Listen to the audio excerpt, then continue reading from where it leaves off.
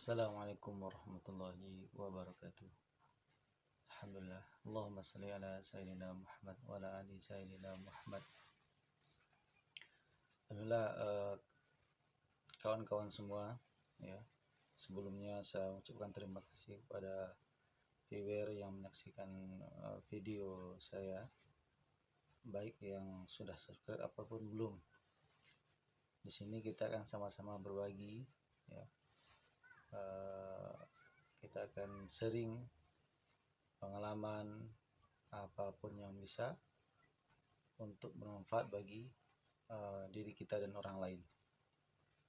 Alhamdulillah, rekan semuanya, sebelumnya saya minta maaf karena memang sudah beberapa bulan ini saya tidak pernah upload video tentang Al-Fasdu khususnya. Bukannya saya tidak ataupun sudah berhenti dari keadaan Fasdu, tapi memang kebanyakan saya tidak sempat untuk melakukan perekaman sewaktu memberikan terapi ini kepada pasien. Jadi mulai rekan-rekan semua, insya Allah kedepannya saya akan lebih intens lagi mengupload video-video yang bermanfaat, baik itu bagi kawan yang ingin belajar jadi ahli Fasdu ataupun yang ingin mencoba terapi Fasdu untuk dirinya sendiri. Baik, kita lanjut saja semuanya. Dan insya Allah malam ini ataupun saat ini saya akan berbagi sedikit apa itu Al-Fasdu, ya. Jadi sebelumnya saya perkenalkan diri saya, ya. Nama saya Ahmad Al-Ansori, sebagian juga manggil Romi. Jadi saya sendiri berkecimpung di bidang Al-Fasdu ini kurang lebih sudah lebih daripada 5 tahun. Dan pengalaman pertama saya itu di Fasdu oleh seorang dokter, sehingga saya pun berkeinginan belajar kepada dokter tersebut. Jadi singkat cerita, saya belajar dan akhirnya pun insya Allah Subhanahu wa ta'ala beri ke saya kemudahan untuk menjadi seorang yang bisa memfasdu. Jadi kurang lebih sekitar lebih daripada 5 tahun. Juga saya pernah bekam. Untuk bekam ini pun kurang lebih daripada 10 tahun. Baik itu dengan bekam kop yang biasa seperti yang pada umumnya, maupun dengan gelas pakai api, dan juga ada yang pakai tanduk. Nah, ini yang pakai tanduk. Insya Allah ini ada beberapa buah. Ini tanduk ini bikinan saya sendiri, karena juga saya waktu di Idul Adha saya jadi tukang jagalnya. Nah, jadi ada daripada tidak terpakai saya memanfaatkan tanduk, ya. Kalau untuk yang bekam kop, nah mungkin seperti ini teman-teman semuanya udah tahu, sudah pada lumrah. Tapi untuk khusus malam ini insya Allah kita akan bahas masalah Al-Fasdu. Di Al-Fasdu ini adalah konsepnya adalah membuang darah kotor. Jadi kalau dilihat dari judulnya memang mengerikan, dan pengobatan ini adalah pengobatan kuno sebenarnya, dan pengobatan ini pernah digunakan dan dicoba oleh Nabi besar Muhammad SAW.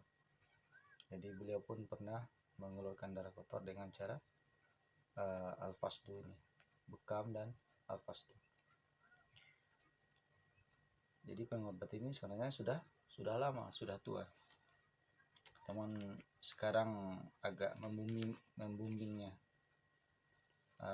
Jadi untuk mempersingkat video, insya Allah kalau teman-teman pertama ingin mencoba pengobatan Fasdu, ya, ingin baik sekali mencari terapis pasdunya yang berpengalaman, ya, yang berpengalaman, jam terbangnya yang pokoknya yang oke lah, ya, oke lah, yang berguru, jadi jelas skillnya, karena ini kita berhubungan dengan pembuluh darah, tepatnya pembuluh vena. Jadi di tubuh kita ini ada dua pembuluh utama, yaitu arteri dan vena. Arteri adalah pembuluh yang keluar daripada jantung, sementara vena adalah pembuluh yang balik pada jantung. Arteri ini dia sifatnya berdenyut. Nah, ini kalau terkena sayatan ataupun putus, ini bahaya, ya, karena darah pun akan mengocor. Sementara vena ini dia pembuluhnya nampak. Kalau arteri tadi pembuluhnya jarang nampak, tapi berdenyut dan letaknya agak dalam. Seperti ada di sini. Di sini ada juga arteri, ada juga vena. Jadi yang arteri kita nggak nampak, sementara yang vena nampak, yang kebiru-biruan. Ya, yang terasa itu vena. Jadi jangan salah, itu ilmu pertama. Terus untuk mencari urat tersebut agar memudahkan, maka kita ikat, ya. Biasanya ada pakai seperti ini, apa nama, tonic weight, apa ini namanya. Ada juga yang diikat dengan kain seperti ini, ya, terserah. Yang penting tujuannya supaya urat tersebut lebih nampak dan lebih mudah untuk dilakukan penusukan ataupun pasdu. Dan juga teman-teman semua, saya jelaskan sedikit. Konsep pasdu adalah kita membuang darah kotor melalui pembuluh darah. Jadi yang kita cari titiknya itulah titik yang terkotor di tubuh kita. Jadi semakin jauh titik tersebut dari jantung kita, itu insya Allah itu semakin kotor biasanya. Jadi guru saya itu memberikan perumpamaan di tubuh kita ini seperti air keran yang ada di bak kamar mandi kita misalnya. Jadi semakin jauh air tersebut daripada keran yang tempat air keluar tadi, maka itu kotorannya akan semakin banyak. Ya, contohnya yang paling bawah itu pasti lumpurnya, ludahnya, kotorannya, abunya itu ngendap di bagian bawah. Ya. Nah, juga seperti itu juga pada tubuh kita. Ibaratkan jantung kita ini seperti apa namanya, keran tersebut. Nah, jadi yang paling berdekatan dengan jantung ini insya Allah itu masih bersih karena putarannya cepat. Tapi semakin jauh, nah, semakin ke ujung tangan, apalagi sampai ke ujung kaki, itu yang biasanya terjadi penumpukan darah kotor. Jadi kita utamakan titik-titik yang jauh dulu.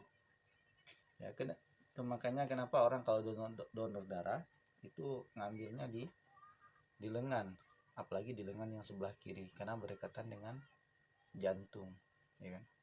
Karena kita donor darah konsepnya kita mau mengeluarkan darah bagus atau menyumbangkan darah bagus untuk orang lain. Sementara pasdu ini hampir sama dengan donor, cuman konsepnya tuh membuang darah kotor, bukan untuk disumbangkan. Jadi kita cari titik-titik yang paling kotor.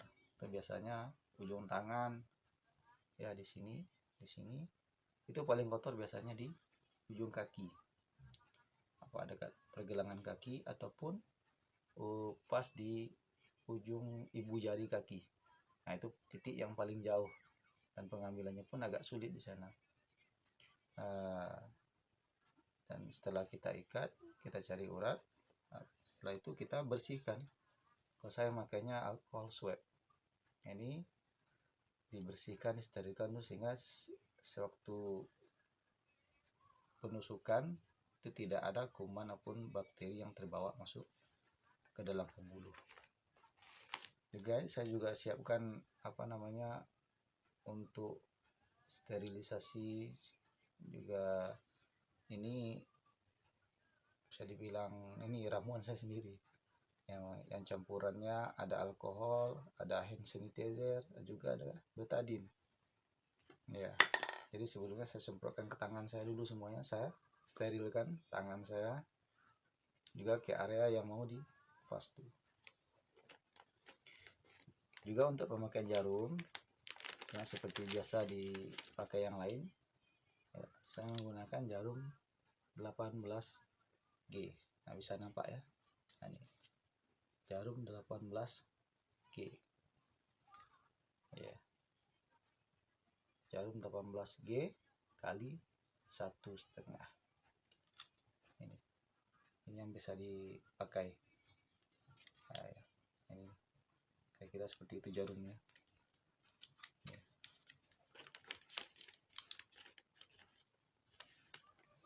Dan untuk plastiknya ini kebetulan ya, ini plastik saya pakai ini yang paling hemat dan juga yang paling praktis tuh ini plastik. Untuk biasanya kalau orang jualan masker ini pakai ini karena ini ada selotipnya. Nah, jadi bisa langsung ditempelkan di daerah fasdu dengan dekat. Nah, dan kita bisa masukkan darahnya nanti ke sini ya, habis itu diikat dan dibuang. Juga perlu saya sampaikan kepada rekan-rekan semua, memang ada beberapa pertanyaan. Jadi kadang-kadang orang melakukan terapi fasdu ini secara kurangnya ilmu dan pemahaman. Saya dapat pengalaman satu orang ketika dia fasdu, diceritakan itu sampai dia pusing. Sudah dibilang dia pusing, nih terapisnya juga belum cabut. Sampai dia muntah juga belum dicabut, sampai dia pipis di celana, akhirnya dia pingsan. Nah, ini salah satu terapis yang kurang pemahaman. Jadi antara terapis dengan pasien harus saling mengerti kondisi ya. Apabila pasiennya tidak kuat, please di stopkan saja ya. Jadi bukan masalah sedikitnya darah yang dikeluarkan, tapi juga di sini kita lihat kondisi pasiennya. Kalau tidak memungkinkan untuk banyak, sedikit saja. Dan insya Allah untuk fasdu ini memang saya sudah 5 tahun ini dari penyakit kronis, ada yang jantung, ada yang asam urat, ada yang kolesterol, macam-macam.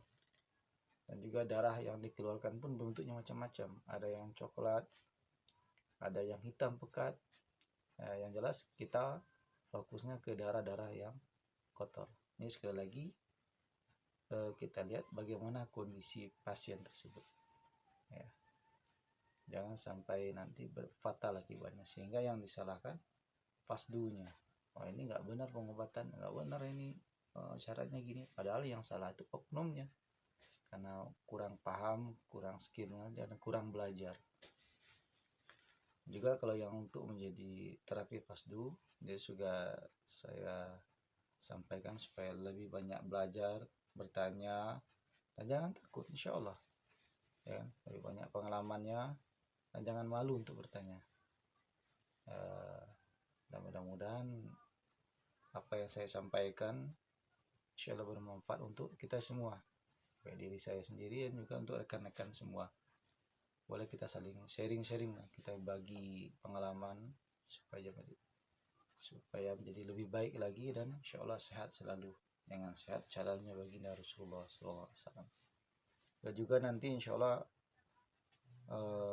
saya juga akan nanti tutorial fasdu, bagaimana fasdu orang lain, awalnya, mulanya sampai akhirnya, juga memfasdu diri sendiri. Dulu saya ada videonya memfasdu diri saya sendiri. Nanti saya cari video lagi, kalau nggak ada insya Allah saya bikin video lagi. Juga nanti tutorial tentang bekam, apa bekam api, apa bekam dengan kop, apa dengan tanduk, dengan gelas, atau dengan pena yang jarumnya, atau dengan silet, ataupun dengan pisau bedah. Jadi, insya Allah kita semua harus kuasai semua. Juga saya ada sedikit juga ilmu kretek ya, nanti juga insya Allah akan saya upload ke depannya. Dan juga saya juga ada terapi ruqyah. Nanti pun insya Allah apabila ada pasien yang membutuhkan juga insya Allah nanti akan saya upload juga video. Dan terakhir saya terima kasih untuk teman-teman semua baik yang sudah menonton video saya sebelumnya dan subscribe viewernya. Mudah-mudahan kedepannya ini konten yang saya buat bisa lebih manfaat dunia dan akhirat. Amin amin ya rabbal alamin. Demikian dari saya. Billahi taufiq wal hidayah. Wassalamualaikum warahmatullahi wabarakatuh.